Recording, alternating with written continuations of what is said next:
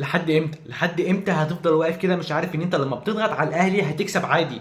لحد امتى هتفضل واقف خايف من الاهلي؟ اللاعيبه واقفه خايفه من الاهلي، لعيبه الزمالك بجد خايفه، واقفه خايفه من الاهلي. حتى في اخر الماتش لسه 3 دقايق والحكم يصفر وفي تبديلات للاهلي، اللعيبه مش عايزه تروح تزوق اللعيبه تطلع، بيضيعوا في الوقت عادي. لعيبه الزمالك عايزه تضيع، هو عاوزين الماتش يخلصوا بجد. لحد امتى هتفضل واقف خايف؟ هل لعيبه الاهلي ازيد منك بايد؟ لا. ازيد منك برجل؟ لا. بياكلوا اكل احسن من اكلك؟ لا. بيناموا على سرير بس المرتبه في السفنج وانت لا. لا. من ساعه ما الدوري بقى بدا الاهلي يتعادل مع فيوتشر، يتعادل مع غزل المحله، ويتعادل مع انبي، وخسر من بيراميدز.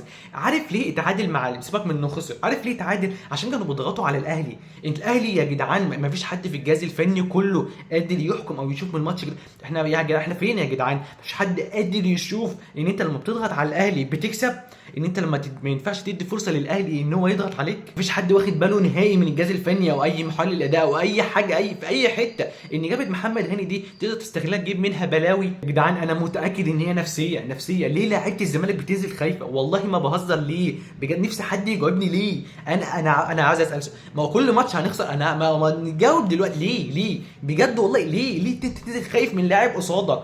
هم ما هم زيك زي ما فيش حاجه مختلفه، ما فيش. هو كده، هو كده. ما فيش حاجه أنا مش لاقي.